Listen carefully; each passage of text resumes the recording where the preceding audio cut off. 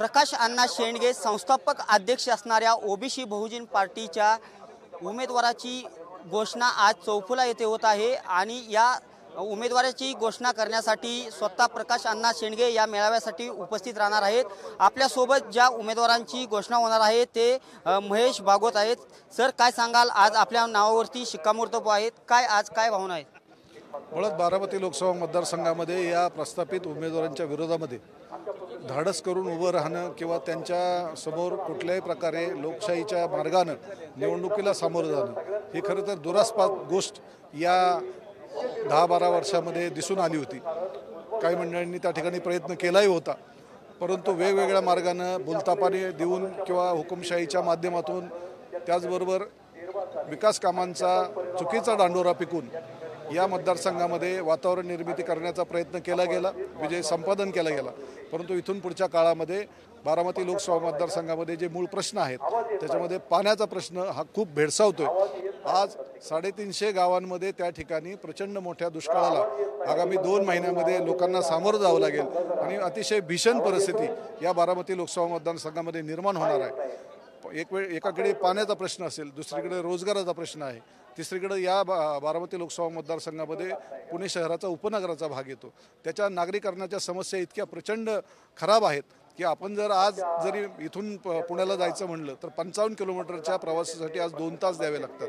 म्हणजे प्रवासाचा हा थांबलेला वेग, प्रवासाचा विकासाचा थांबलेला वेग जर वाढवायचा असेल तर पहिल्यांदा हे प्रस्थापित मंडळी घरी बसवण्याची वेळ आलेली आहे आणि हे सर्वसामान्य जनतेची ही भावना आहे आणि त्या भावनेतूनच ही उमेदवारी आम्ही करत आहोत।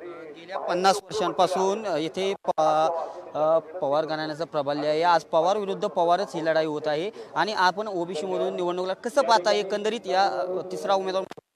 नाही, मुळातच लोकांना आता या ननंद भाऊजाईच्या भांडणामध्ये काही फारसा रस राहिलेला नाही। सर्वात प्रथम या बारामती लोकसभा मतदारसंघामध्ये गेली 15 वर्ष खासदार आहेत। मुळात अनेक लोक त्यांना त्या ठिकाणी गेल्यानंतर विचारतात, बारामतीत विचारतात, हे सगळ्यात महत्त्वाचं की बारामती तालुक्यातच विचारणं होते की खासदार साहेब तुम्ही पहिल्यांदाच 5 वर्षांनी येत आहे, मत मागायला येत आणि त्याच्यानंतर आज येत आहे। दुसऱ्याकडून दुसरे उमेदवार आहेत, त्यांचे प्रचार प्रमुख जे आहेत ते जिल्ह्याचे पालकमंत्री आहेत, राज्याचे उपमुख्यमंत्री आहेत, ते म्हणतात की हे खासदारांनी काही काम केल्याचं दाखवा आणि मग मी म्हणेल ते तुमचं ऐकेन। म्हणजे अशा पद्धतीनं जर म्हणजे खेळखोंडोबा जर होणार असेल सर्वसामान्य जनतेच्या मतांचा तर हे दुर्दैव आहे आणि त्याच्यामुळं खूप म्हणजे विचित्र परिस्थिती या बारामती लोकसभा मतदारसंघामध्ये आहे। ओबीसी बहुजन पार्टीचा उगमच मराठा आरक्षणाला, मराठा आरक्षण हे ओबीसी मधून मिळू नये यासाठी झालेलं आहे। पण येणाऱ्या काळात मराठा मतांचा कितपत यावरती परिणाम होऊ शकतो, काय वाटते याबद्दल? ओबीसी हा प्रवर्ग महाराष्ट्रामध्ये जवळजवळ 65% आसपास आहे आणि या प्रवर्गाला डावलूनच खरं तर आतापर्यंत प्रस्थापितांनी सत्ता भोगली। परंतु आता ओबीसीच्या आरक्षणामध्येच जर थोडासा त्याच्यामध्ये आरक्षण त्यांचं ओबीसीचं प्रस्थापित लोकांनी जर आपल्याला गिळंकृत करायचं ठरवलं तर त्याच्यामध्ये अशा पद्धतीने दंडेलशाही आणि कायद्याला छेद देऊन हे आरक्षण मिळवण्यासाठी झुंडशाहीचा प्रयत्न केला आणि त्यामुळं खरं तर ओबीसी जागा झाला आणि त्यामुळे ओबीसींना आपल्या हक्काची जाणीव झाली की आपल्या हक्काचं आरक्षण जर ह्या दंडेलशाहीमुळं कोणीतरी घेऊन जात असेल, काढत असेल तर आपल्याला एकत्र येऊन कुठंतरी प्रस्थापितांच्या विरोधात उभं राहिलं पाहिजे आणि त्यामुळं खरं तर ही दंडेलशाही मोडून काढण्यासाठी आणि प्रस्थापितांचं हे मोडून काढण्यासाठी खरं तर आम्ही ओबीसी समाजानं एक प्रकारची एक आपलं कोणीतरी ऐकणारच या ठिकाणी असावं, आपलं म्हणणं कोणीतरी ऐकून घ्यावं आणि त्याप्रमाणे निर्णय केला जावा या शुद्ध हेतूनं आम्ही आता ओबीसी सगळे जागे करून खरं तर या ओबीसीच्या माध्यमातून महेश अण्णांची उमेदवारी ही लोकसभेसाठी उभी केलेली आहे। ओबीसींचे हक्क मागण्यासाठी आणि सर्व ओबीसी समाज एकत्र करण्यासाठी आम्ही महेश अण्णा यांची उमेदवारी निश्चित केलेली आहे आणि आम्ही ठामपणे त्यांच्या पाठीमागे उभे राहणार आहे. आपलं काय सांगाल सर, निवडणूक जवळ येत आहे, प्रचारात आत्ता जे उमेदवार 2 नावं घोषित झालेले यांनी अनेक दिवसांपासून आघाडी घेतलेली पाहावयास मिळत आहे, पण आज आपली उमेदवारीची शिक्कामोर्तब होणार आहे. कशा पद्धतीचे प्रचार मुद्दे असणार आणि कशी रणनीती एक प्रकारे असणार आहे?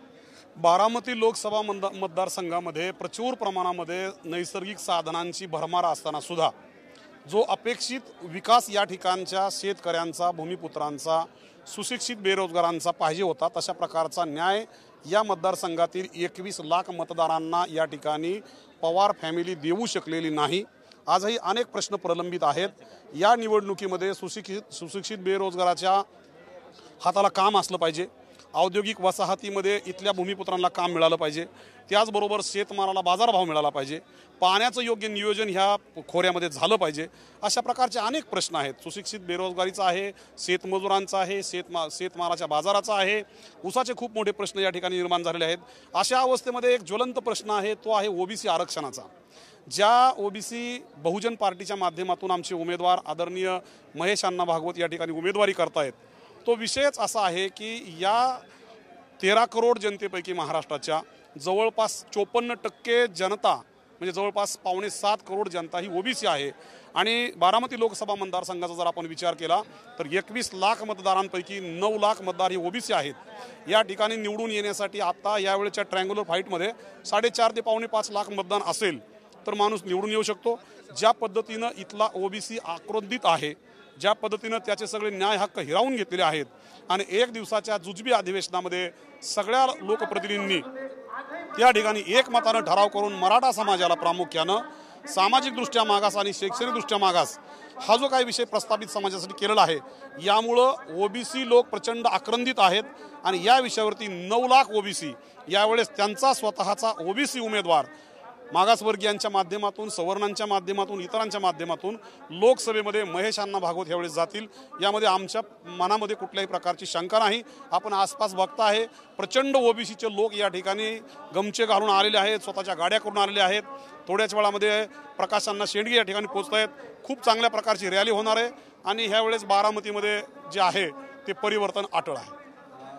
ओबीसीचे मतदाराचे संख्याबळ एकंदरीत मांडलेलं आहे आणि येणाऱ्या काळात ओबीसीचा उमेदवार निवडून आणण्याचा आमचा मोठ्या प्रमाणात प्रयत्न आहे.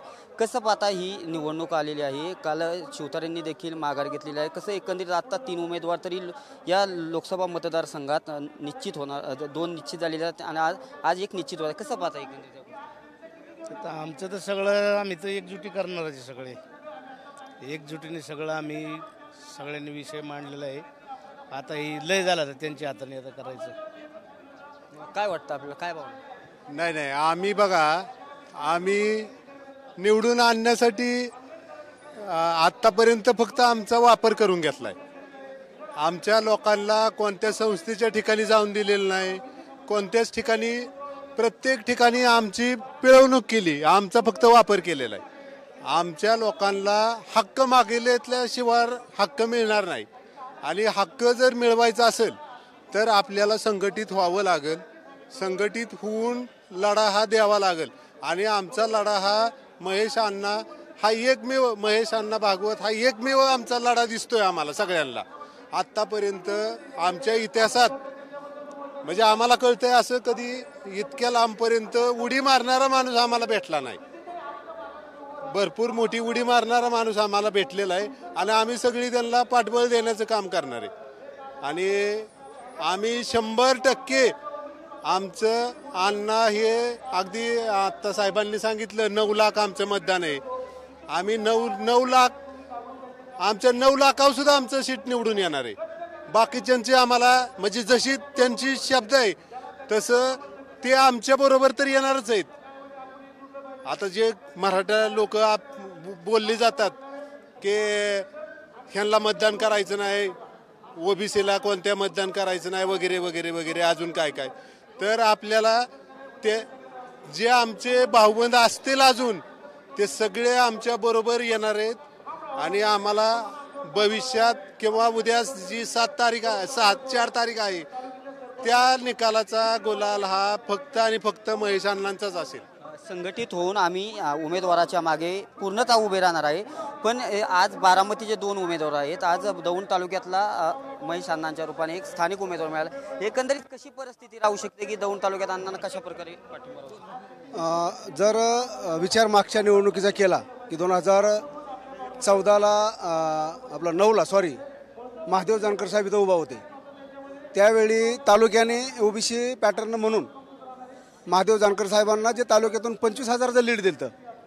वास्तविक पाहता जानकर साहेब बाहेरच्या मतदारसंघातले होते, पण एक ओबीसी फॅक्टर म्हणून तालुक्यातून जो ओबीसीचा मतदानाचा ओघ वाढला आणि महादेव जानकर साहेब जसे दौंड तालुक्यातून 25,000 निवडून लीड घेतलं, तर हे लीड त्या 25,000च्या तिप्पटही असू शकतं तालुक्यातून. का तर हा स्थानिक उमेदवार आहे, तालुक्याच्या वतीने लोकसभा मतदारसंघातला आहे. जानकर साहेब बारामती लोकसभा मतदारसंघातले नव्हते, तरी पण ओबीसी फॅक्टर म्हणून जानकर साहेबांना त्यावेळी धरलं. आणि विचार जर केला तर प्रस्थापित व्यवस्थेने ओबीसी वाट्याला काय दिलं गेली 50 वर्षात, किमान ह्या बारामती लोकसभा मतदारसंघात, तर त्याचं हे उद्रेक आहे असं समजलं तर वावगं ठरणार नाही. एकंदरीत आज प्रकाश अण्णा शेंडगे यांच्या उपस्थितीत ओबीसी बहुजन पार्टीच्या वतीने महेश भागवत यांची उमेदवारी निश्चित होणार आहे. कालच ननंद विरुद्ध बावजे अशी बारामती लोकसभा मतदारसंघात लढाई होणार आहे. त्यातच आता ओबीसी बहुजन पार्टीचा 3रा उमेदवार आज घोषित होत आहे. त्यामुळे बारामती लोकसभा मतदारसंघात येणारी निवडणूक ही अतिशय अटीतटीची होण्याची शक्यता आहे. आणि आज ओबीसी उमेदवार निश्चित होणारे 3रा उमेदवार बारामती लोकसभा मतदारसंघात निश्चित होत आहे. तर प्रकाश अण्णा शेंडगे हे थोड्याच वेळात आज येथे मेळावा घेऊन या उमेदवाराची घोषणा देखील करणार आहेत. कॅमेरा पर्सन विकी चव्हाणसह मी दीपक कापरे, TV9 मराठी, दौंड.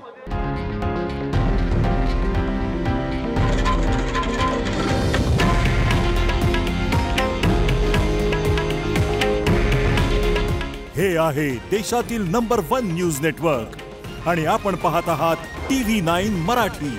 काळजी तुमची, हित महाराष्ट्राचं.